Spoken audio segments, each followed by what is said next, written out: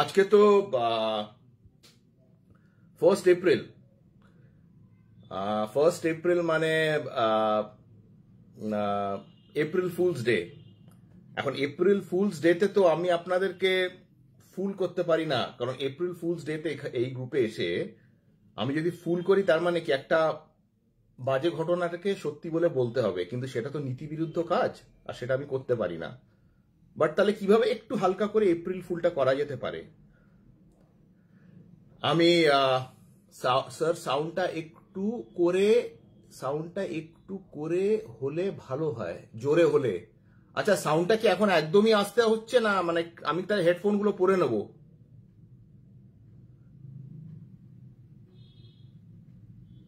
আমি কি হেডফোন পরে নেব না সাউন্ড ক্লিয়ার আছে?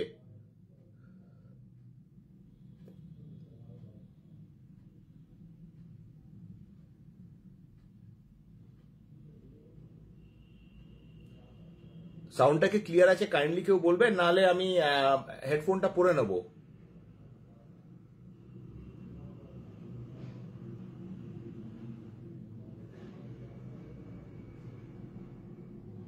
Thank you Panchali madam. না, সব ওকে। সাউন্ডটা একটু জোরে হলে ভালো হয়। মিতালি ম্যাডাম, এবার কি সাউন্ডটা ঠিক আছে? আমার মনে হয় যে আপনি একটু সাউন্ডটা চেক করে নিন, কারণ অনেকেই বলছে ক্লিয়ার আছে। হ্যাঁ, তো আমি তাহলে শুরু করি। অনেকক্ষণ হয়ে গেছে আর কি, আপনাদেরও নানা রকম কাজকর্ম আছে।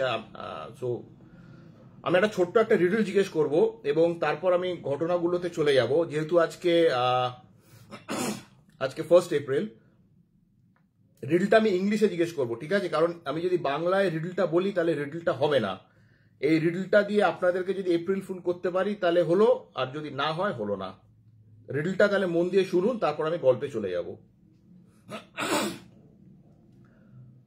46 apples were there on a tree. 46 apples were there on a tree. 46 soldiers came. Each soldier ate one apple from that tree. How many apples are left? ঠিক আছে? 46 apples are there in a tree. 46 soldiers came. Each soldier ate one apple each from that tree. How many apples are left? এইটা হলো question. এটা নিয়ে আপনারা ভেবে আমাকে উত্তরটা দেবেন পরে। আমি পরে উত্তরটা ডেফিনেটলি দিয়ে দেবো। এবার আমি ঘটনায় চলে আসি। এবার ঘটনাগুলো বলার আগে আপনাদের মধ্যে যেহেতু অনেকেই আর কি মানে অলৌকিক জিনিসপত্র নিয়ে মানে রিসার্চ করেন বা ভালোবাসেন, আমি একটা ইন্টারেস্টিং ইনফরমেশন আপনাদের সঙ্গে শেয়ার করতে চাই। মানে আমি ইনফরমেশনটা জাস্ট বলবো, মানে আপনাদের ওই দিকের জানলা বলুন বা ওই দিকের দৃষ্টিটাকে আমি একটু নিয়ে যাব। এবার ভবিষ্যতে আপনারা চাইলে সেটা নিয়ে কাল্টিভেট করতে পারেন।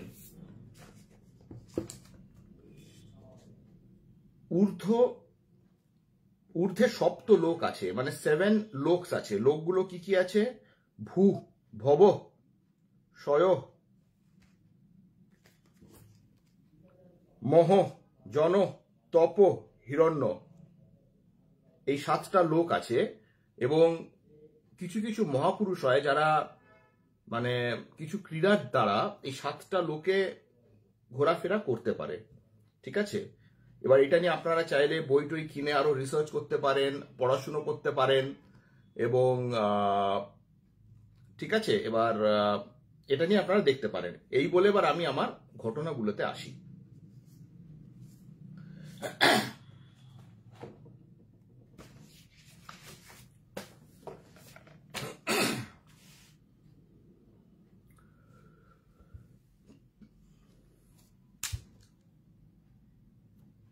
প্রথম ঘটনাটা আমাকে পাঠিয়েছেন মিতালি বাসু পল। উনি অ্যাকচুয়ালি যখন এই এসবিজির ঘটনাগুলো ইউটিউবে পাবলিশড হয় সেখানে শোনেন রেগুলার, এবং ওনার আমার ঘটনাগুলো বলার স্টাইল বলুন বা হোয়াট এভার ওনার ভালো লেগেছে, এবং উনি নিজের জীবনের কিছু ঘটনা শেয়ার করেছেন, উনিও করেছেন, এবং ওনার হাজব্যান্ডও শেয়ার করেছেন, এবং সেই ঘটনাগুলো নিয়ে আমি বলবো। ওনার ঘটনা বলবো, তারপর ওনার হাজব্যান্ড সুমন বাবুর ঘটনাটা বলবো, আর তারপর আমি একজন ডাক্তারের ঘটনা বলবো। তারপরে যদি দেখি যে টাইম অ্যাভেলেবল আছে তখন আমি আরো কিছু ঘটনা বলবো। বাট এইটা হলো মোটামুটি আজকের আর কি এজেন্ডা বলতে পারেন। তো শুরু করা যাক। আপনারা এখন আর রিলটা নিয়ে ভাববেন না, ঠিক আছে? তাহলে আর গল্পটায় ফোকাস করতে পারবেন না। গল্পটা শুনুন, আপনাদের আনসার দেখে আমি নিজে রিলের আনসারটা দিয়ে দেবো। তো মিতা ম্যাডাম, আপনার মিতালি ম্যাডাম, আপনার ঘটনাটা দিয়ে শুরু করছি।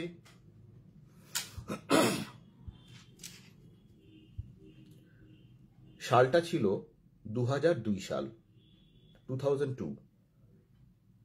ম্যাডাম সবে এইচএস দিয়েছেন।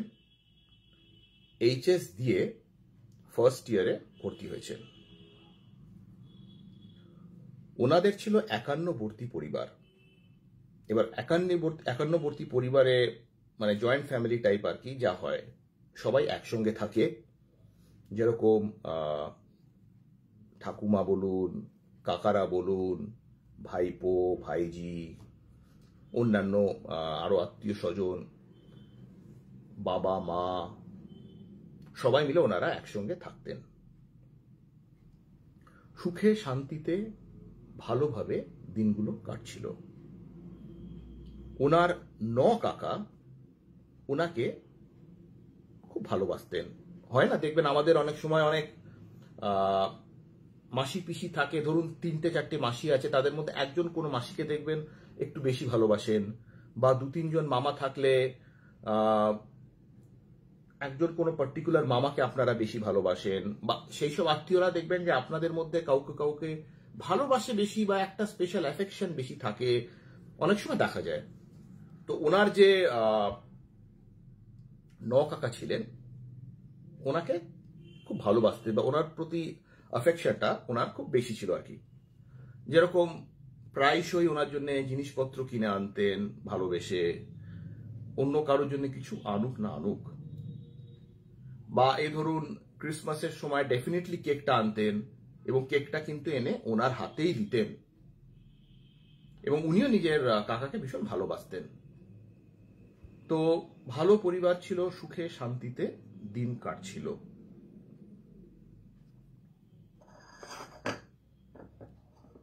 এরপর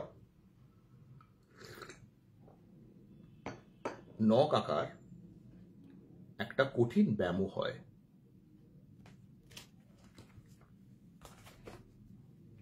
গ্ল্যান্ড রিলেটেড ব্যামো, এবং ট্রপিক্যাল হসপিটালে ভর্তি হন। এবার গ্ল্যান্ড রিলেটেড ব্যামো কি সেটা আপনারা অনেকেই জানেন, এবং বেশ কঠিন ছিল। তো উনি হসপিটালে, ট্রপিক্যাল হসপিটালে ভর্তি হন, চিকিৎসা শুরু হয় ওখানে। তো ম্যাডাম, মিতালি ম্যাডাম নিজের বাবা মার সঙ্গে নিজের কাকাকে একদিন দেখতে গেলেন। কাকাকে দেখতে গিয়ে ওনার খুব কষ্ট হলো, কারণ উনি দেখলেন যে কাকার চেহারাটা একেবারে ফ্যাকাশে হয়ে গেছে। যে কাকা যার মধ্যে এত প্রাণোচ্ছ্বাস ছিল, যে কাকা বাড়ির সব কাজ করত, অফিসেরও কাজ করত, বাড়িরও নানা রকম কাজ করত, তো সেই মানে মানুষটি যে এইভাবে ফ্যাকাশে হয়ে শুয়ে থাকবে, সেটা কিন্তু খুব দুঃখের ব্যাপার। এবং ওনার চোখের কোণে জল ছিল। তো ম্যাডাম বুঝতে পারেন যে কাকার বাড়ি ফেরার ইচ্ছে, নিজের আত্মীয়দের সঙ্গে থাকার ইচ্ছে, দিন কাটাবার ইচ্ছে, জীবন শক্তি ফিরে পাওয়ার ইচ্ছে, উনি সেগুলো বুঝতে পারেন। কিন্তু কাকা যেহেতু ওই জীবনটা ফিরে পাচ্ছে না, যেহেতু নিজের লোকের কাছে বাড়িতে ফিরে যেতে পারছে না, সেই জন্যে সেই চিন্তায় যে আমি ভালো হব তো, আমি আমাদের লোকের কাছে ফিরতে পারবো তো, সেই কষ্টে ওনার চেহারা ফ্যাকাশে, দুশ্চিন্তার ছাপ, দুঃখের ছাপ, ভয়ের ছাপ, অশ্রু, সে দেখে ওনারা সেদিন ফিরে এলেন। কিন্তু কাকার শরীর ক্রমে খারাপ হতে লাগলো। তো তারপর ওনার বাবা আর ওনার ছোট কাকা মাঝে মধ্যে হসপিটালে যেত কাকাকে দেখতে, এবং ওনাদের তরফ থেকে যতটা সম্ভব ওনারা চেষ্টা করেছিলেন কাকাকে যত তাড়াতাড়ি সম্ভব ঠিক করে তুলতে। কিন্তু অদৃষ্টের পরিহাস, ওই একজন বসে আছে, সে সব ঠিক করে রাখে না। তো একদিন দুপুরবেলা বাড়িতে মৃত্যু সংবাদ এলো কাকার, যে কাকা আর নেই, যে কাকা বাড়িতে একটা প্রাণের স্রোত সবার মধ্যে এনে দিত, একটা আনন্দের জোয়ার এনে দিত, যাকে সবাই ভালোবাসতো, যে বাড়ির জন্য করত, সেই কাকা চলে গেলেন। এবং দুঃখের ব্যাপার হলো, ওনার ঠাকুমা, উনি নিজের ঠাকুমাকে দিদা বলতেন, তো ওনার ঠাকুমাকে নিজের ছেলের মৃত্যু দেখতে হলো, মৃত্যু যন্ত্রণা ভোগ করতে হলো। কিন্তু কি করা যাবে, ভাগ্যে ছিল। এবং এরপর থেকে শুরু হলো বাড়িতে অদ্ভুত অদ্ভুত ঘটনা, যেগুলো ঘটেছে বলেই এই ঘটনাটা আজকে আমি এসবিজিতে এসে বলছি।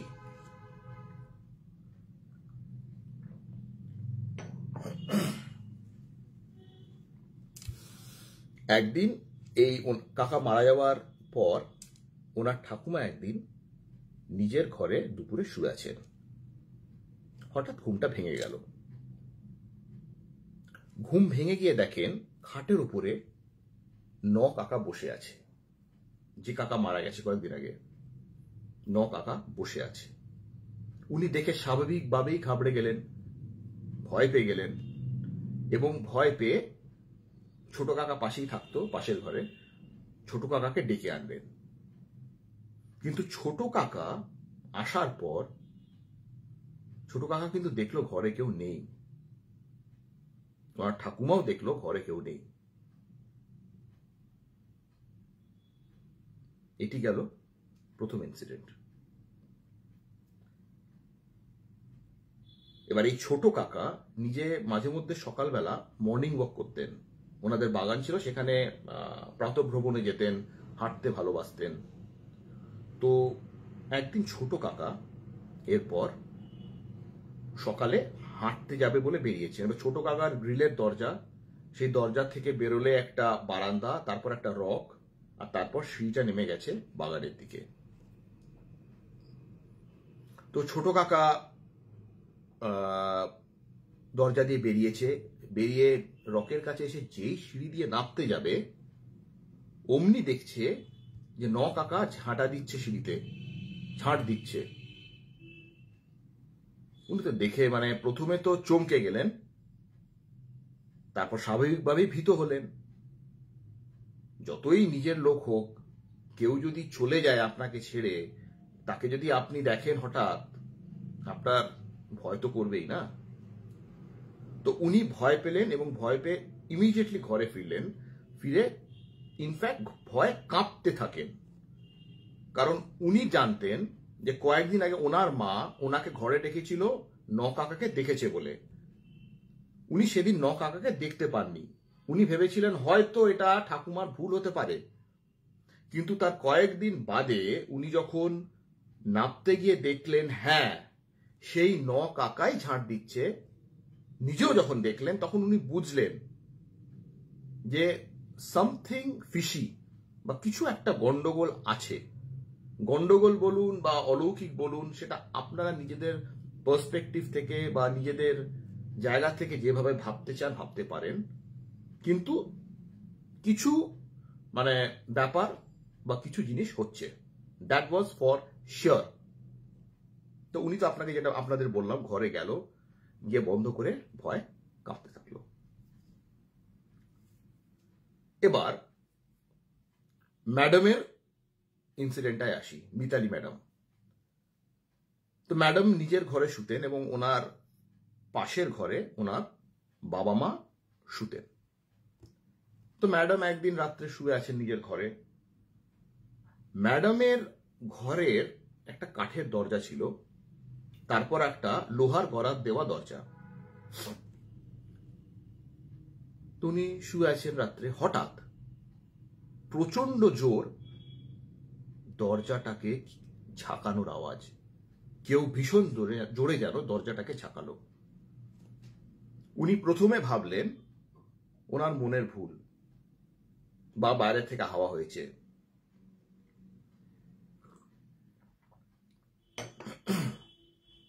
কিন্তু কিছুক্ষণ বাদে আবার কেউ জোরে জোরে দরজা ধাক্কাতে শুরু করলো। এইবার উনি ভয় পেলেন। উনি উঠলেন, পাশে ঘরে ওনার বাবা মা ছিল। উনি নিজের মাকে বললেন, মা তুমি এসো আমার সঙ্গে শো। মায়ের কাছে তো ভয় লুকোতে নেই, আর বাবা মার কাছে তো আপনারা বিপদে পড়লে সবচেয়ে প্রথম যাবেন, ওনারা যদি সঙ্গে থাকে। তো উনিও তাই করলেন, মাকে বললেন, মা তুমি আমার সঙ্গে রাত্রে শো, বলে মাকে নিয়ে এলেন। এরই মধ্যে একদিন অশৌচ চলছিল ওনাদের বাড়িতে। তো সেই অশৌচের মধ্যে ওনার মেজদি ওনাদের বাড়িতে ঠাকুর ঘরে সন্ধেবেলা ধূপ দিতে গেছে। যেই না ধূপ দিতে ঢুকেছে, অমনি একটা রাগের গর্জনের আওয়াজ পেলেন। উনি বুঝতে পারলেন গলাটা কার, এবং আপনারাও বুঝতে পারছেন যে কার গলা। কাকা যিনি চলে গেছেন, ওনার গলার আওয়াজ। তার মানে উনি প্রত্যেক মুহূর্তে সবার মধ্যে সর্বত্র আছেন। দিদি ভয়ে তাড়াতাড়ি বেরিয়ে আসে। এবার আপনাদেরকে বললাম না আগের ইনসিডেন্টটা, যে ওনার ঘরে দরজা ঝাঁকানি হয়েছিল। তো সেই দিনের পরে, তার পরের দিন ওনার দিদি আর জামাইবাবু ওনাদের বাড়িতে থাকতে আসে। তো দিদি, উনি জামাইবাবুকে জিজু বলতেন বা জিজু বলেন এখনো। তো উনি যখন নিজের এই আগের দিন রাত্রে দরজা ঝাঁকানোর ঘটনাটা বললেন ওদের, ও দিদি জামাইবাবু ব্যাপারটাকে হেসে উড়িয়ে দিল। ধর যা হয় আর কি, তাচ্ছিল্য বলুন বা আন্ডার এস্টিমেট করা বলুন বা অতটা মূল্য, বলে যে ঠিক আছে তুই বা আমার সঙ্গে গিয়ে শো, তোর এই ঘরে আমরা শোবো। ভালো কথা, গিয়ে শুলো। আচ্ছা, আমার গলাটা ক্লিয়ার তো? কারণ প্রথমে কয়েকজন লিখেছিল তো যে নট ক্লিয়ার। এখন তো ক্লিয়ার আসছে, আশা করি আসছে আর কি। তো ওনার দিদি জামাইবাবু রাত্রে ওনার ঘরে শুলো। হঠাৎ বেশ রাত্রে দরজাতে সেই ঝাঁকানির আওয়াজ দিদি জামাইবাবু পেল।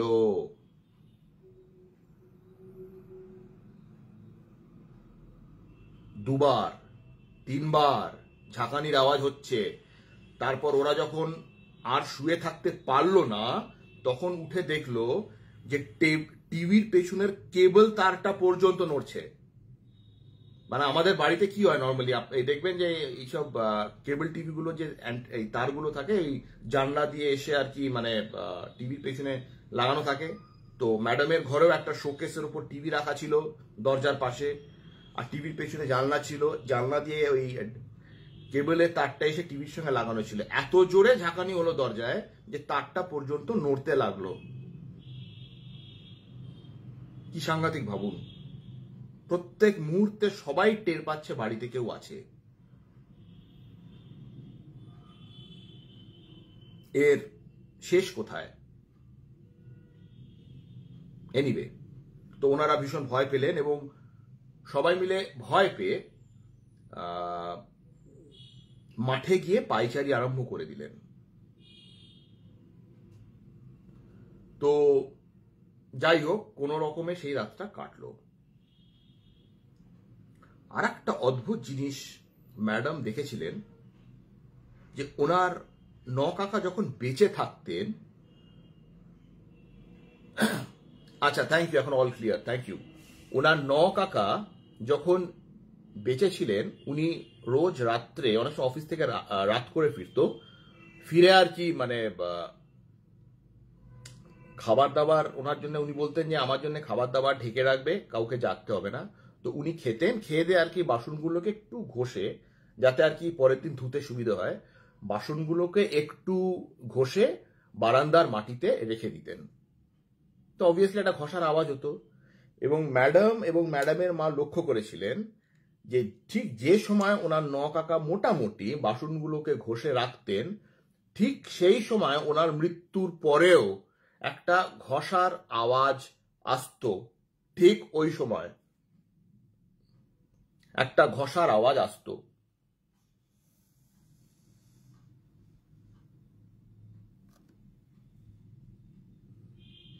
যাই হোক, অদ্ভুত এক্সপ্লেনেশন ছাড়া সব ঘটনা ঘটে, তো এখানেও সেটাই ঘটছিল।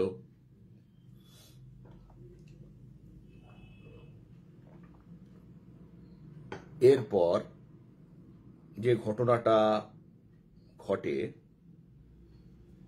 সেটা কিন্তু ওই সাসপেন্স স্টোরি, ওই সাসপেন্স থ্রিলার, ওই আপনাদের কথা হিসেবে স্পুকি স্টোরি, ওই রকম ঘটনা। গ্রীষ্মকাল, ম্যাডামের কলেজের পরীক্ষা চলছে। বাবা মার ঘরে বসে ম্যাডাম পড়াশুনো করছেন। রাত 1:30 নাগাদ ম্যাডামের বাবা বলল, চলো আম বাগানে গিয়ে, ওনাদের বাড়িতে যে বাগান ছিল, আম বাগানে গিয়ে আম কুড়োবো বলে ওনার মাকেও বললেন তুমিও চলো। তো ওনার বাবা মা দুজনে আম কুড়োতে মাঠে গেল। ওনার মা কিছুটা দূর গিয়ে ওয়েট করলেন, আর বাবা আম বাগানে গিয়ে আম কুড়োতে শুরু করলেন। এরম ভাবে বেশ কিছুক্ষণ আম কুড়োনো হয়েছে। ওনার মা দেখতে পেল দূরে একটা অন্য গাছের পেছন থেকে একটি শীর্ণকায় মানুষ বেরিয়ে এলো। হ্যাঁ, একটি শীর্ণকায় মানুষ, কেউ জানে না কোথায় থেকে এলো, কিন্তু গাছের পেছন থেকে বেরিয়ে এলো। তারপর কি হলো, কেন বললাম এটা স্পুকি? এবার সেই মানুষটির যেখানে দাঁড়িয়ে আছে সেইখান থেকে ওই আম গাছটা অনেকটা ডিস্টেন্সে, অনেকটা, কিন্তু এই মানুষটা এইখানে দাঁড়িয়ে হাতটা জাস্ট বাড়ালো, এবং হাতটা ক্রমে অস্বাভাবিক রকমের লম্বা হয়ে গেল, এবং ওইখানে দাঁড়িয়ে, এই গাছের সামনে দাঁড়িয়ে সেই হাত যত ক্রমশ লম্বা হতে হতে গিয়ে সেই আম গাছের তলায় চলে গেল, যে এবার আম কুড়োতে শুরু করলো। ইমিডিয়েটলি ওর বাবা ঘরে আসলো, মাকে বললো তুমিও চলে এসো। এসে বললো যে গ্রিলটা বন্ধ করে দাও, মানে গ্রিলের দরজাটা। বলে মাকে বললো আমি যা দৃশ্য দেখেছি তুমি কি দেখেছো? মা বললো হ্যাঁ আমিও দেখেছি। তখন ওরা মিতালি ম্যাডামকে বললেন যে তুই এবার লাইট টিভিয়ে শুয়ে পড়, তুই জেগে থাকিস না। এবং ওনার ছোট কাকার কাকার নাম ছিল দিলু। উনি নিজের ওয়াইফকে, মানে মিতালি ম্যাডামের মাকে বললেন ওটা দিলু ছিল, কারণ দিলু বা কাকা অত্যন্ত শীর্ণকায় রোগা মানুষ ছিল। ওনার মা বললেন হ্যাঁ আমিও দেখেছি। এরপর যে ঘটনাটা হলো, একদিন ম্যাডাম শুয়ে আছেন, শুয়ে স্বপ্নের মধ্যে দেখলেন ওনার কাছে ওনার কাকা এসেছে, ওনার কাকা, ওনার দুলু কাকা এসেছে, এসে ওনাকে কয়েকটা কথা বলল। কথাগুলো উনি আমাকে, ম্যাডাম যেটা বলেছে, আমি এক্স্যাক্টলি কোর্টসে লাইন টু লাইন পড়বো, কারণ ওই কথাগুলোর মধ্যে একটা অন্য রকমের মাধুর্য আছে। আমি বলেছিলাম না কিছু ঘটনা থাকে যেগুলো নয়ন সরসিতে থেকে যায় সারা জীবন, চোখের অশ্রু জলের সঙ্গে। এই লেখাগুলো পড়লে আপনাদের সেরকম মনে হবে। আমি এক্স্যাক্টলি উনি যেটা বলেছেন আমি বলছি।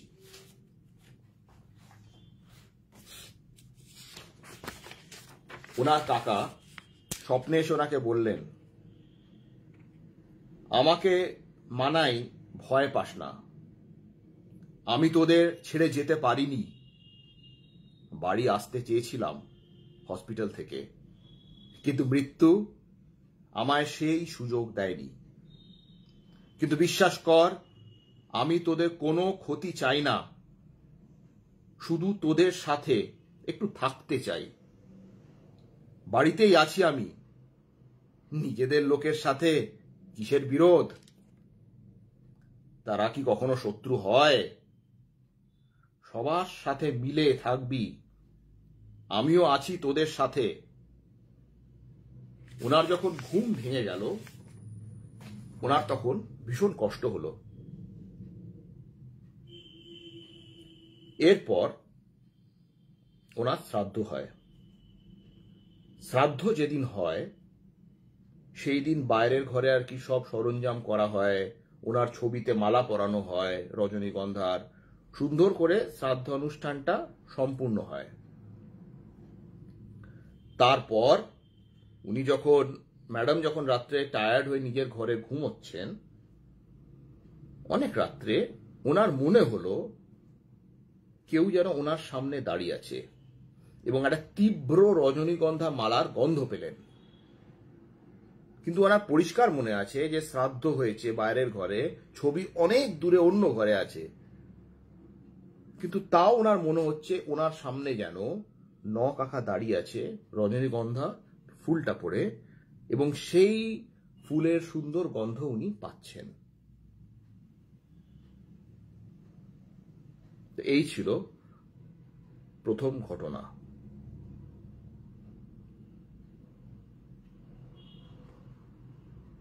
এবার আমি একটু 1-2 মিনিট ব্রেক নিই, তারপর আমি ওনার হাজবেন্ডের ঘটনাটা বলবো।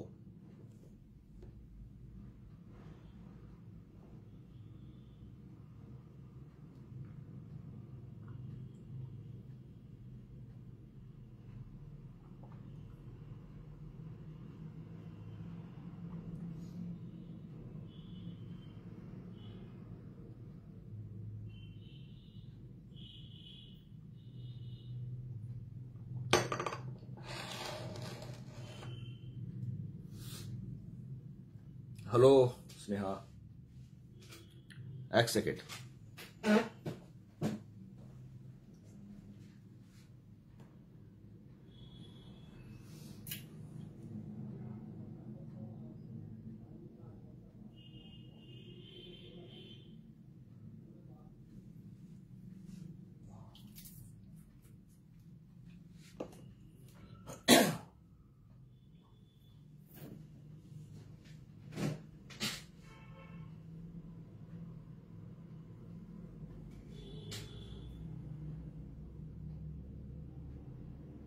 আমাদের দেখিয়ে দেখিয়ে চা খাচ্ছে, তো তোমাকে তো অমৃতা কেউ চা খেতে বারণ করেনি, তুমিও খাও।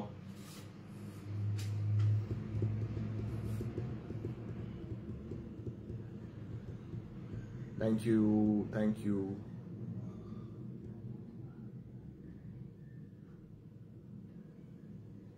হ্যাঁ, ইনসিডেন্টটা খুব দুঃখের। এখন আমরা নর্মালি ভয়ের ঘটনা বলতে সবসময় একটু চেষ্টা করি ওই হানাবাড়ি হবে, কেউ একটা পেছনে দাঁড়িয়ে আছে, ওই টাইপের ইনসিডেন্টস বলতে চেষ্টা করি। কিন্তু সবসময় তো অলৌকিক ঘটনা মানে যে ওই রকম ইনসিডেন্টস হবে তা তো নয়। অলৌকিক ইনসিডেন্টস অনেক রকমের হয়।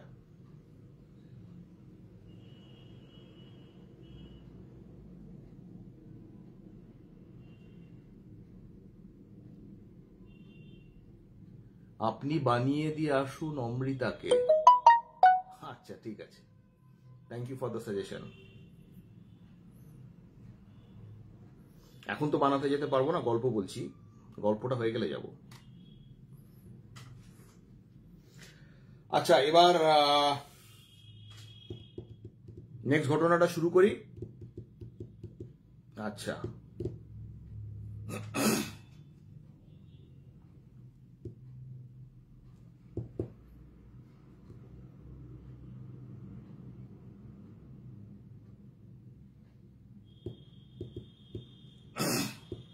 আচ্ছা এবার আমি নেক্সট ঘটনাটা শুরু করছি। এইটা ওনার হাজবেন্ড সুমন পাল, সুমন বাবুর কাছে শোনা।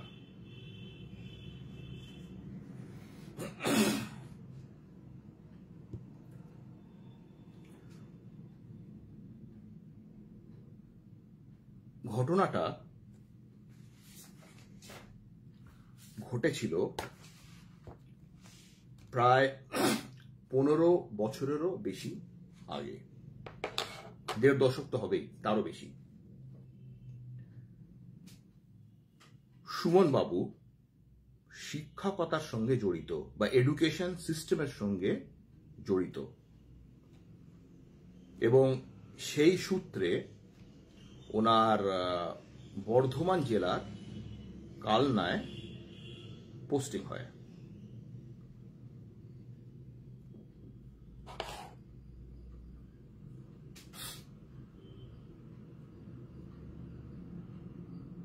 আবাসিক স্কুল, এবং যে আবাসিক স্কুলে ওনার পোস্টিংটা হয় সেটা ছিল মেন টাউনের বাইরে। যেরকম হয়ে থাকে না আমাদের আবাসিক স্কুলগুলো, নর্মালি দেখবেন যে মেন টাউনের বাইরে, কারণ নর্মালি আবাসিক স্কুলগুলোতে কি হস্টেলস থাকে, বড় খেলার জায়গা থাকে, তো সেরকম ভাবে ওনার ওই আবাসিক স্কুলটা একটু বাইরে ছিল। তো এবার আমি একটু স্কুলের বর্ণনাটা, আবাসিক স্কুলের বর্ণনাটা দিয়ে দিই। সেটা শুনলে বা সেটা প্রথমেই যদি বলে দিই, আপনাদের ঘটনাটা যখন বলবো কনসেপচুয়ালাইজ করতে বা ঘটনাটাকে মানে বুঝতে আরো সুবিধা হবে। তাই জন্য আমি নর্মালি আমার ঘটনাগুলোতে চেষ্টা করি ডেসক্রিপশনটা প্রথমেই পুরোপুরি দিয়ে দিতে, মানে যে জায়গাটা বা যে অংশটা আর কি গল্পে খুব ইম্পর্টেন্ট। তো যেটা বললাম, স্কুলটা ছিল মেন শহরের থেকে একটু দূরে, এবং স্কুলের পর ছিল একটি বিশাল মাঠ। এত বড় মাঠ ছিল যে ওখানে সবাই বলতো ওটা যেন একটা তেপান্তরের মাঠ, এত বড় মাঠ। মাঠের পরে ছিল হস্টেল, হস্টেলের কাছে একটা দোলনা ছিল নিচে, হস্টেলের পরে একটা বাগান বাড়ি ছিল, আর তারপর কিছু দূর গেলে মেন রোড। আমি তাহলে আরেকবার ডিসক্রিপশনটা দিয়ে দিই।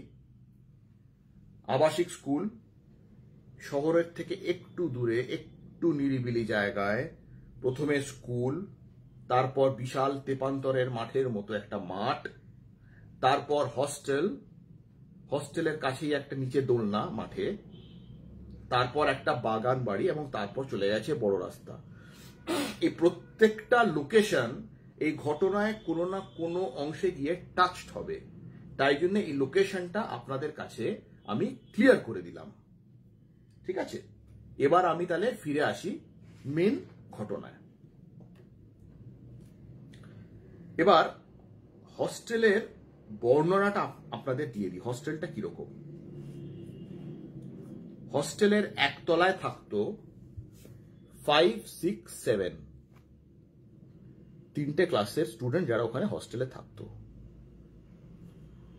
আর তারপর দোতলায়, একতলায় থাকতো 5, 6, 7 এর বাচ্চারা, দোতলায় একদিকে থাকতো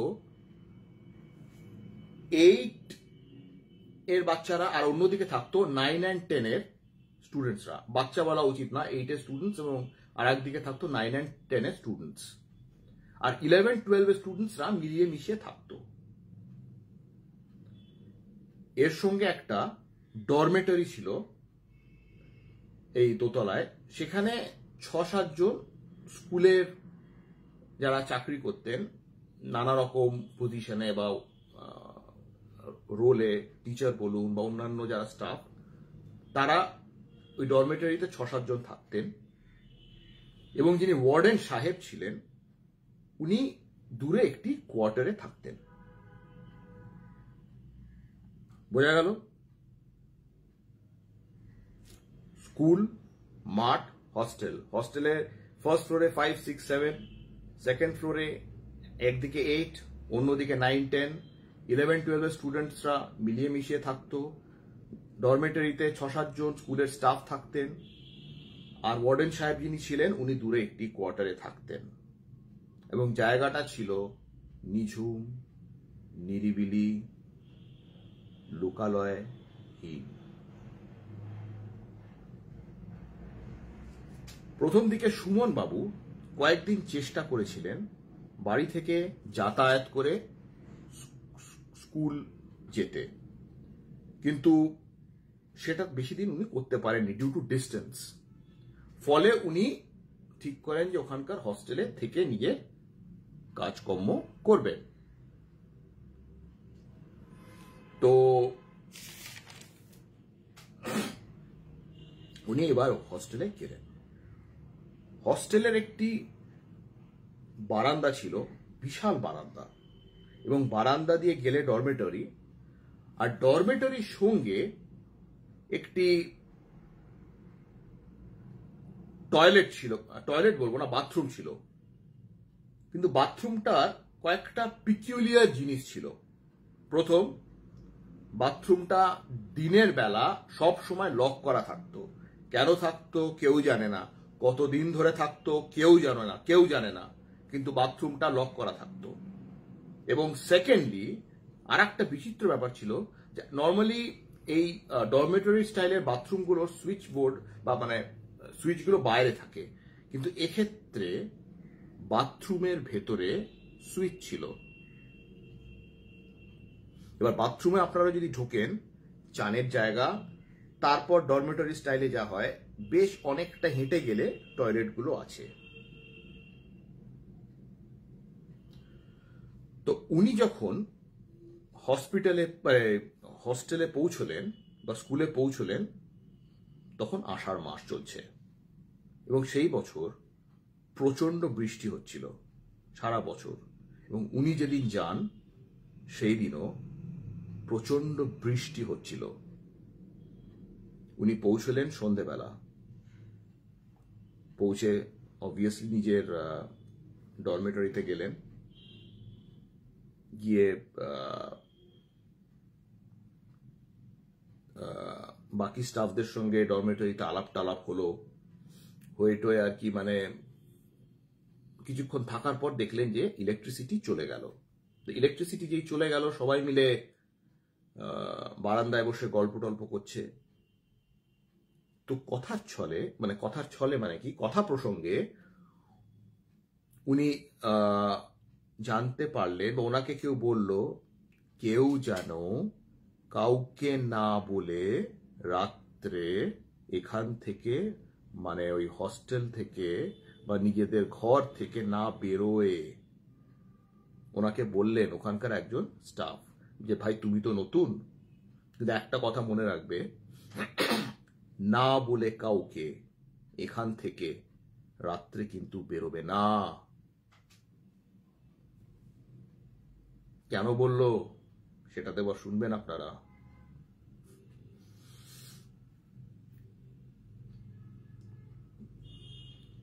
সেদিন রাত্রে উনি নিজের ঘরে গিয়ে শুলেন।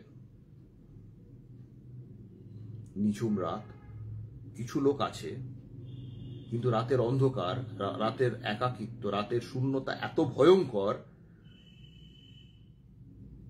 সেগুলো বলার ঊর্ধ্বে। এবং এই লোকমুখে শোনা যায় যে কেউ যদি দূর থেকে সন্ধেবেলা দেখতো যে ওই হস্টেলের বারান্দায় কেউ দাঁড়িয়ে আছে, মনে হতো যেন প্রেতপুরী বা নিঝুমপুরী বা হানাবাড়িতে কে যেন একটা দাঁড়িয়ে আছে। এত ভয়ঙ্কর ছিল সেই হস্টেল। যাক, ঘটনায় ফিরে আসি। প্রথম রাত্রে উনি নিজের ঘরে গিয়ে শুলেন। বিদ্যুৎ নেই, অন্ধকার রাত, বাইরে বৃষ্টি হচ্ছে। হঠাৎ মাঝরাত্রে ওনার টয়লেটে যাওয়ার প্রয়োজন হলো। উনি উঠলেন, অন্ধকার, লাইট নেই, টর্চটা নিলেন, টর্চটা নিয়ে ঘর থেকে বেরোলেন, বেরিয়ে বাথরুমে গেলেন। কিন্তু বাথরুমে গিয়ে দেখলেন বাথরুমের তালা বন্ধ। উনি জানতেন না সেই মুহূর্তে যে বাথরুমটা সন্ধ্যের পর লক করা থাকে। উনি ঢুকবেন কি করে বাথরুমে? কেউ একটা আশেপাশে ছিল। লাকিলি ওনাকে সেই রাত্রে বলে দিল যে বাথরুমের চাবিটা কোথায়। তো উনি চাবি নিয়ে বাথরুমে গেলেন, গিয়ে বাথরুম করে ঘরে ফিরে এলেন। সেই রাত্রে ওনার সঙ্গে কোনো ভৌতিক ঘটনা বলুন বা কোনো রহস্যময় ঘটনা বলুন, কিছু হয়নি সেই রাত্রে, কিন্তু একটা অদ্ভুত ফিলিং উনি ফিল করেছিলেন। সব ফিলিং দেখবেন জীবনে কথা দিয়ে কিন্তু ব্যাখ্যা করা যায় না। যেরকম বলে না যে একটা কথা আছে যে সবচেয়ে সুন্দর জিনিসগুলো দেখা যায় না বা ছোঁয়া যায় না, অনুভব করতে হয়। তেমনি কিছু কিছু পরিস্থিতি, কিছু কিছু এনভায়রনমেন্ট, কিছু কিছু পরিবেশ থাকে অন্ধকারে, যেগুলোতে আপনারা হয়তো সেরকম ভাবে কিছু ফিল করবেন না, কিন্তু তাও ফিল করবেন। সেইটাই হলো অলৌকিক ঘটনার বৈশিষ্ট্য। না বুঝেও বোঝা, না দেখেও দেখা। তো উনি এটা ফিল করেছিলেন। যাই হোক, উনি সে রাত্রে এলেন, এসে শুয়ে পড়লেন। পরের দিন দিনের বেলা উনি গেলেন স্কুলে, নর্মাল কোর্সে গেলেন, গিয়ে টিচারদের সঙ্গে আলাপ টালাপ করলেন, বাকি স্টুডেন্টদের সঙ্গে আলাপ করলেন। কিন্তু তখনও উনি ডিউটি চার্টটা পাননি, সেহেতু উনি তাড়াতাড়ি সন্ধ্যেবেলা হস্টেলে ফিরে এলেন। হস্টেলে ফিরে এসে উনি বারান্দায় বসে আছেন আর একজন সহকর্মীর সঙ্গে। খুব একটা বেশি লোক সে রাত্রে হস্টেলে ছিল না।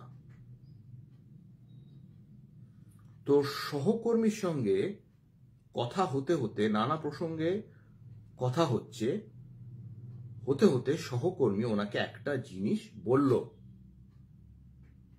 কি বলল? আমি এক্সাক্ট কোটে কথাটা পড়তে চাই।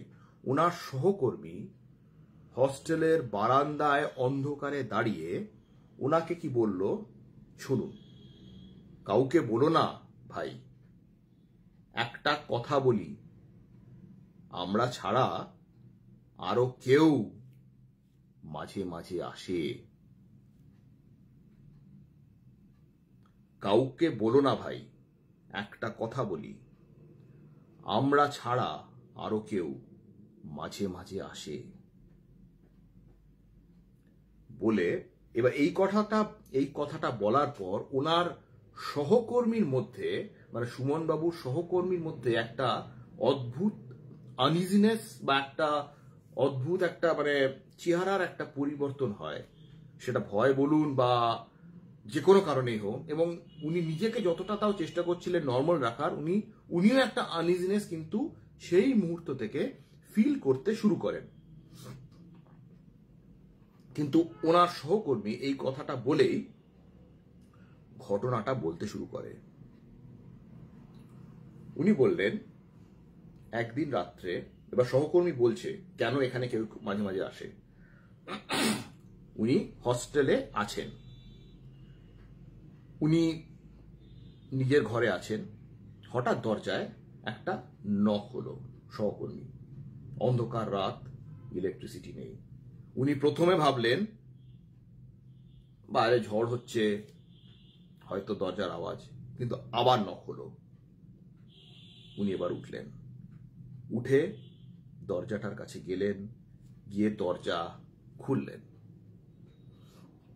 দরজা খুলে কাউকে দেখতে পেলেন না, কিন্তু একটি মহিলা কণ্ঠে উনি একটা প্রশ্ন শুনলেন। এই প্রশ্নটাও আমি এক্সাক্ট আমাকে যেটা বলেছে সেটা আমি কোট করব। তুমি কি এখানে নতুন এসেছো? সেই মহিলা কণ্ঠ বলছে, তুমি কি এখানে নতুন এসেছো? উনি চারিদিকে তাকালেন, কাউকে দেখতে পেলেন না, অন্ধকার। উনি আর এই নিয়ে কথা বাড়ালেন না, ঘর বন্ধ করলেন, করে শুয়ে পড়লেন। এর কয়েকদিন বাদে হঠাৎ সন্ধেবেলা ওনার সহকর্মী এখনো বলছে যে একদিন সন্ধেবেলা উনি কিছু কলরব বা কিছু নয়েজের আওয়াজ পেলেন নিচ থেকে। উনি গিয়ে দেখলেন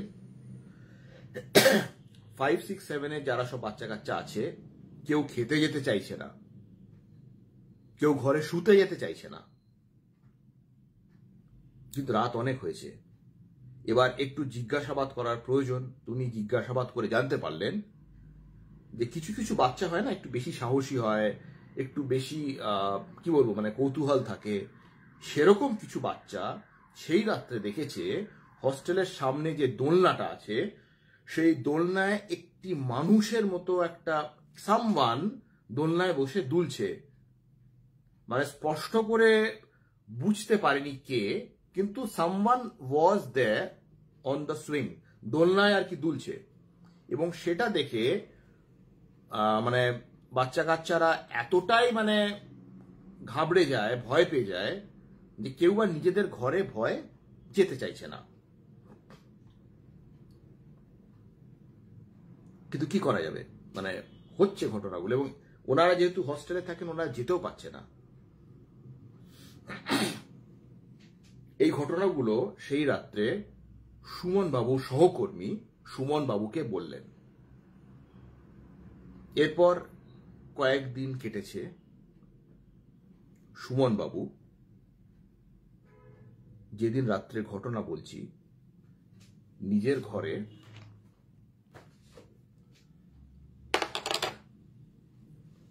শোবেন, সেই রাত্রে হস্টেলে কেউ ছিল না ওই ফ্লোরে। বাচ্চারা তো নিজেদের মতো আছে নিচে, সুমন বাবু একলা ছিলেন। ডরমেটরিতে কেউ ছিল না। ওয়ার্ডেন সাহেব বাড়ি গেছেন, ওনাকে কোনোভাবে রাতটা কাটাতে হবে। উনি জানেন যে তারা আসে, উনি জানেন কি কি ঘটনা ঘটেছে, কিন্তু উনি জানেন এটাও যে ওনাকে সেই রাতটা ওখানে কাটাতে হবে। কি করবেন? আর সেই রাত্রে প্রচন্ড বৃষ্টি হয়েছিল, ইলেকট্রিসিটি ছিল না। উনি ঘরে গেলেন, ডরমেটরিতে আলো নেবালেন, ঘুমিয়ে পড়লেন। মাঝরাত্রে ওনার ঘুম ভাঙল। ঘুম থেকে যখন উঠলেন ওনার তখন টয়লেট যাওয়ার প্রয়োজন হলো। এবার উনি জানতেন যে টয়লেটের চাবিটা কোথায়। উনি ঘর থেকে বেরোলেন, টয়লেটে গেলেন, টয়লেট করলেন, বেরোলেন, টয়লেট লক করলেন, সব ঠিক আছে এখন অব্দি। এবার আস্তে আস্তে নিজের ঘরের দিকে এলেন। যেই না উনি ঘরে ঢুকতে যাবেন, হঠাৎ উনি একটি গলা পেলেন, কণ্ঠ, মেয়ের কণ্ঠ। সুমন বাবু একটি মহিলার কণ্ঠ পেল। সেই মহিলা ওনাকে জিজ্ঞেস করছে, তুমিও কি নতুন?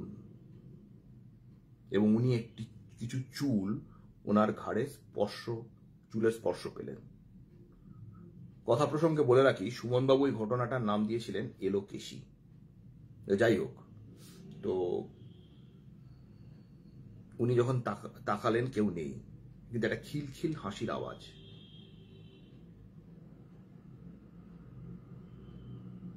উনি ঘরে ঢুকলেন। ওনার বেশিক্ষণ বাইরে থাকার আর সাহস ছিল না। দরজাটা বন্ধ করে শুয়ে পড়লেন।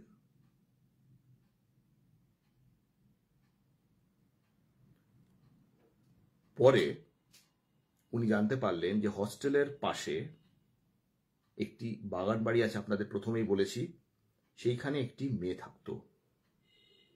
মেয়েটি ভীষণ মেধাবী ছিল, মেরিটোরিয়াস ছিল, পড়াশোনায় ভালোবাসত। যে কোনো কারণেই হোক মেয়েটি আত্মহননের রাস্তা বেছে নেয়, এবং সে মারা যাওয়ার পরে তার যেহেতু পড়াশোনার প্রতি ভালোবাসা ছিল, সেই পড়াশোনাকে সম্মান দিতে সেই নাকি মাঝে মাঝে এই স্কুলে, এই হস্টেলে আসত। ইনফ্যাক্ট আপনাদের যে দোলনার ঘটনাটা বললাম না প্রথমে, যে দোলনা মাঝে যে কিছু বাচ্চা দেখেছিল দোলনাটা বসে আছে, তারাও দেখেছিল যে বসে আছে তার বোধহয় খুব ঘন চুল, খোলা কেশ, যার জন্য সুমনবাবু এই ঘটনাটার নাম দিয়েছিলেন এলোকেশী। যাই হোক, পরে কর্মসূত্রে ওনার ওখান থেকে ট্রান্সফার হয়ে যায়, উনি কালনাথ থেকে অন্য জায়গায় ট্রান্সফার হয়ে যান। কিন্তু এই ঘটনাটা ওনার জীবনে একটি দাগ কেটেছিল। এবং কিছু কিছু ইনসিডেন্টস হয় না, যেগুলো মানে আমরা ভাবি না বা কল্পনা করি না আমাদের জীবনে হবে, কিন্তু তাও হয়ে যায়। এইটি ছিল সেরকম ইনসিডেন্ট ওনার লাইফে।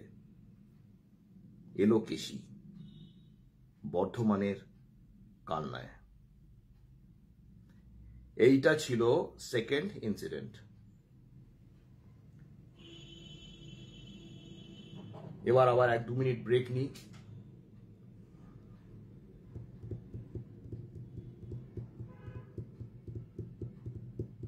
আজকে কি এখানে শেষ করবো না আর কিছু বলবো? মানে এখন তো অনেক বাজেও।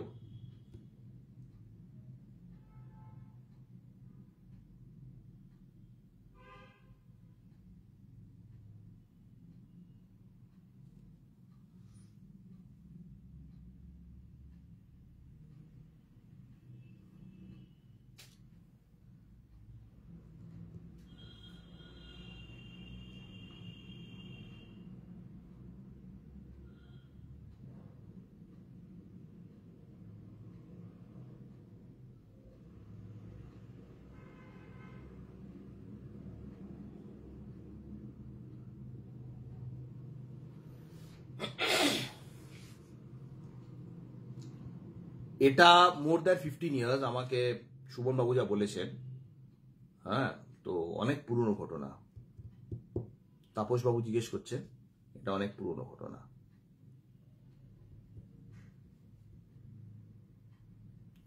ডেথ হলে সেপারেট প্ল্যানেটে চলে যায়।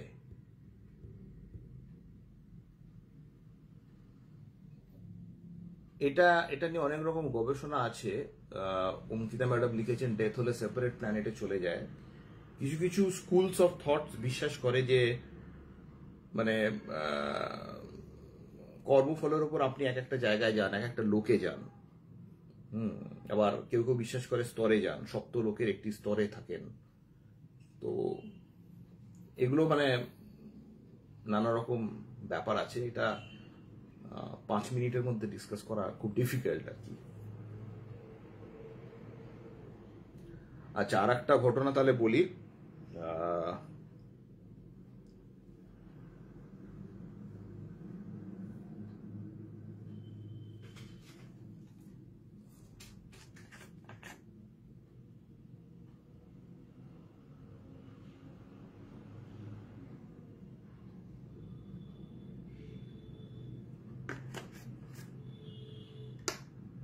Thank you Madhurima madam.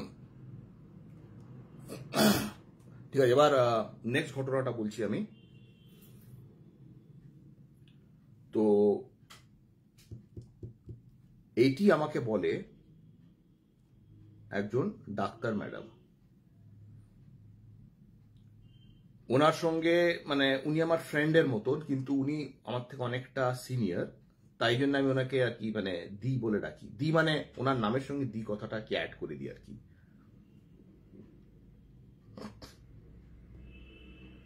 তাহলে শুরু করা যাক পরের ঘটনা। তো সেই সময় যখন এই ঘটনাটা ঘটে, সেটি ছিল মহালয়ার সময়, অক্টোবর নভেম্বর মাস। এবার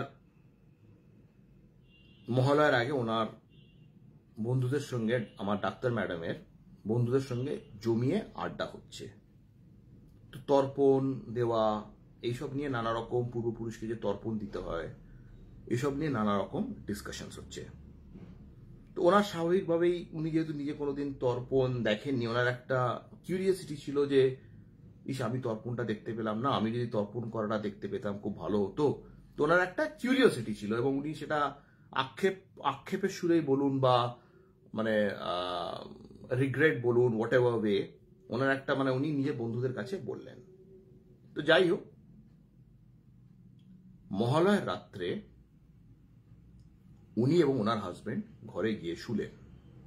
ওনার হাজবেন্ডও ডাক্তার, বাই দ্য ওয়ে, দুজনেই ডাক্তার। তো মহালয়ার রাত্রে উনি এবং ওনার হাজবেন্ড ঘরে গিয়ে শুলেন, ঘুমিয়ে পড়েছেন। আমিও ঘুমোই, আপনারাও ঘুমোন, অসুবিধা তো কিছু নেই তাতে। ঘুমিয়ে পড়েছেন। হঠাৎ মাঝরাত্রে ঘুম ভেঙে গেল। উনি ফিল করলেন পায়ের কাছে একটা কি নরম নরম যেন ঠেকছে। উনি বুঝতে পারলেন, উঠে খাটেই বসে আছেন, যে ওনার হাজবেন্ডের গেঞ্জিটা ওনার পায়ের কাছে রাখা। উনি পাশে তাকালেন, হাজবেন্ড ঘুমোচ্ছে। হাজবেন্ডকে বললেন, কি ব্যাপার, তুমি গেঞ্জি খুলে ঘুমোচ্ছ কেন? এখন শীত পড়ে যাবে। আর মহালয়া কি অক্টোবর নভেম্বর মাসে হয়, তো তখন একটা হালকা ঠান্ডা ঠান্ডা ভাব থাকে, ওয়েদার চেঞ্জ হয়। উনি বললেন, তুমি গেঞ্জিটা পরে নাও, কারণ ঘরে এসি চলছে, ফ্যান চলছে, তোমার ঠান্ডা লেগে যেতে পারে। কিন্তু হাজবেন্ড বললো, না আমি পরবো না। ঘুমটা অবভিয়াসলি ভেঙে গেল বউয়ের কথায়, আমিও পরবো না, আমার অত শীত করছে না। কিন্তু যেহেতু ঘুমটা ভেঙে গেছিল, ওনার হাজবেন্ড উঠে বাথরুমে গেলেন। ভালো কথা। তো ম্যাডামেরও বাথরুমে যখন হাজবেন্ড গেছে, আমার ডাক্তার ম্যাডামেরও চোখে ঘুম আবার লেগে এসছে। তো উনি আবার শুয়ে একটু ঘুমিয়ে পড়েছেন। কিছুক্ষণের মধ্যে ওনার ঘুমটা কিন্তু আবার ভেঙে গেল। উনি ঘুম ভেঙে যাওয়ার পর দেখলেন ওনার পাশে, এই যে হাজবেন্ড যে বাথরুমে গেছে, উনি ঘুমিয়ে পড়েছেন, 2-3 মিনিটের মধ্যে ঘুম ভেঙে গেল আবার। দেখলেন ওনার পাশে কেউ শুয়ে আছে। কিন্তু কে শুয়ে আছে? একটি ফিগার, একটা অ্যাপারিশনের মতো ওনার পাশে শুয়ে আছে, যেখানে ওনার হাজবেন্ড শুয়েছিল। উনি ঘাবড়ে গেলেন,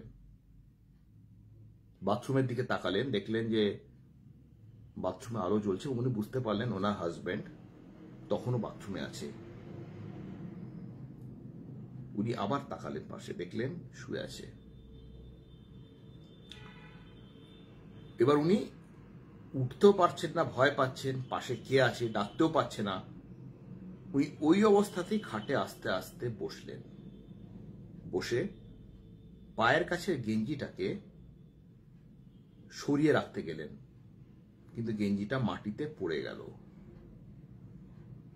মাটিতে ওনার চটি রাখা ছিল বা স্লিপার্স রাখা ছিল, গেঞ্জিটা পড়লো স্লিপার্স উপরে।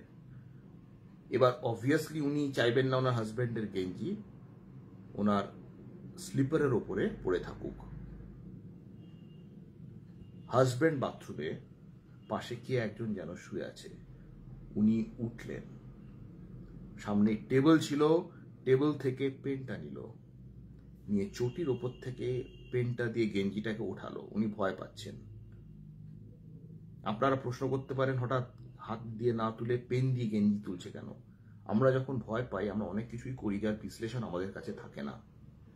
তো যাই হোক, উনি গেঞ্জিটাকে তুললেন, পেন দিয়ে তুলে রাখলেন।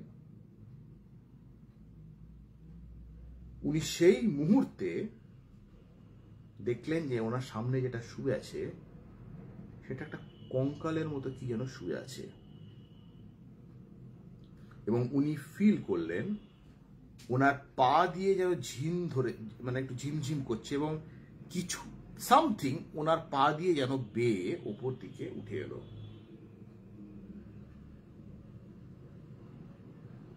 সেই মুহূর্তে ওনার হাজবেন্ড বাথরুম থেকে বেরোলো। হাজবেন্ড যে বাথরুম থেকে বেরোলো, উনি একটা কথা বলে ফেললেন, মা, মানে ডাক্তার ম্যাডাম, মা। যেই না কথাটা বললেন, উনি দেখলেন যে সেই যে অ্যাপারিশন বলুন বা সেই মানে সেই হোয়াটএভার, মানে সেই মানে সেই মানুষ হোক কি সেই প্রাণী হোক কি কঙ্কাল হোক, যেটা শুয়েছিল, সেটা যেন সেই মুহূর্তে জানলা দিয়ে বেরিয়ে চলে গেল। ততক্ষণে ওনার হাজবেন্ড এসে খাটে বসেছে। অবভিয়াসলি বউকে দেখলো যে বউ ঘামিয়ে গেছে। উনি বললেন কি হয়েছে? বললো না না তেমন কিছু হয়নি। তো হাজবেন্ড বললো যে ও ঠিক আছে, তুমি হয়তো ভয় টয় পেয়েছো, শুয়ে পড়ো, কোনো ব্যাপার না।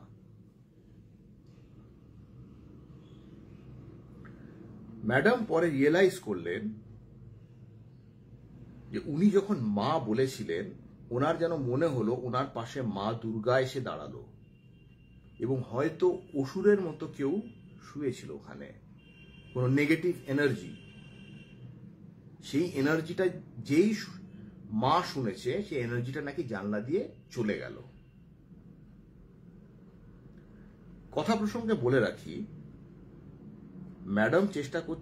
ম্যাডাম একটা ডান্স ড্রামা স্ক্রিপ্ট লিখছিলেন, নবদুর্গা, মহিষাসুর মর্দিনী, এবং থার্ড পার্টটা উনি কিছুতেই লিখতে পারছিলেন না। যে থার্ড পার্টে আর কি সব মানুষ বা সব ভক্তরা মা দুর্গার কাছে গিয়ে বলবে মা আমাদের রক্ষা করো, এই পার্টটা উনি কিছুতেই লিখতে পারছিলেন না। কিন্তু এই ঘটনাটা হওয়ার পরের দিন উনি অনায়াসে এই পার্টটা লিখে ফেললেন।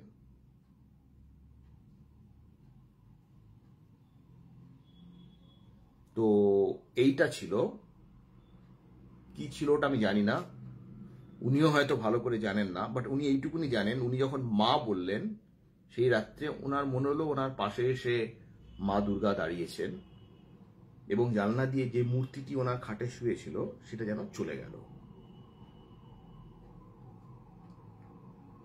এটা ছিল আজকের থার্ড ইনসিডেন্ট।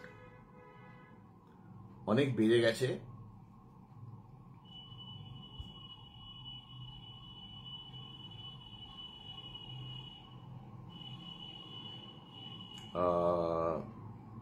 আজকে আমার এটাই কোটা ছিল বলার,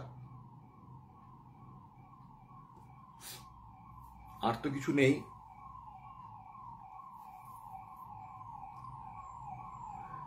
রিডলের উত্তরটা পেলেন? ওটা নয় পরের লাইভে উত্তরটা দিয়ে দেবো।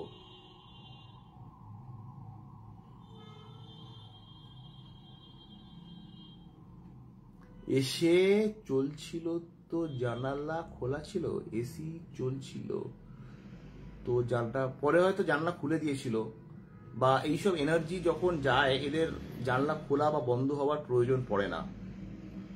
জানলা খোলার প্রয়োজন হয়তো মশা মাছি যাওয়ার জন্য পড়ে, তারা এত ক্ষুদ্র তাও, কিন্তু এইসব নেগেটিভ এনার্জি বলুন বা এইসব জিনিস যখন যায় তাদের বোধহয় জানলা না থাকলে তারা বোধহয় দেওয়ালের মধ্যে দিয়েও চলে যেতে পারে।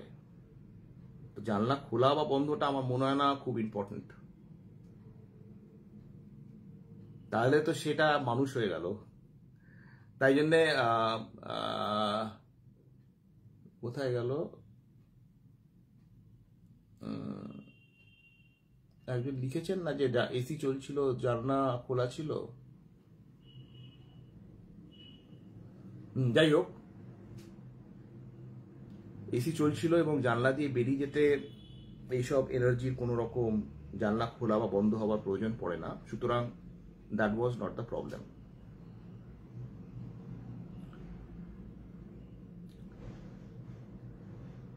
হ্যাঁ, নেগেটিভ এনার্জিজ আর ডেঞ্জারাস। আলটিমেটলি দেখুন, বিশ্ব ব্রহ্মাণ্ডে একটা এনার্জি আছে, একটাই মহাশক্তি আছে, যেটা হলো অ্যাবসোলিউট এনার্জি।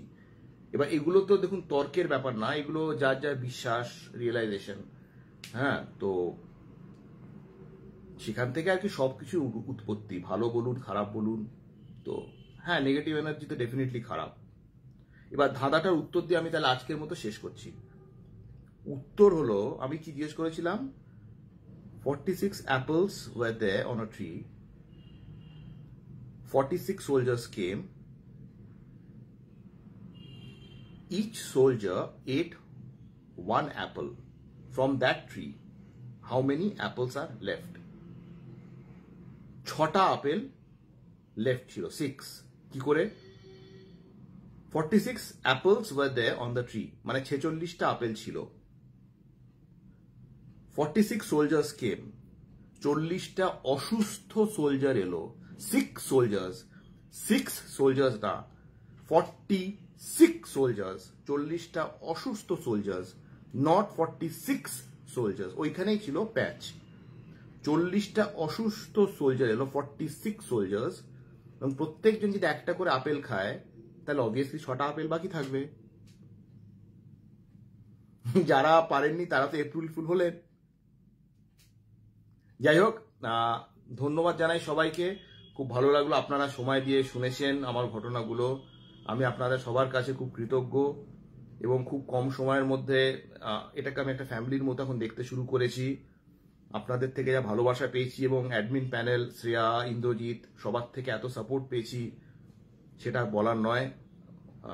অনির্বাণ বাবুর থেকেও আমি প্রচুর ইন্সপিরেশন পেয়েছি। তো এই বলে আমি আজকের মতো শেষ করছি। সবাই ভালো থাকবেন, গড ব্লেস ইউ, দেখা হবে, টেক কেয়ার, বাই।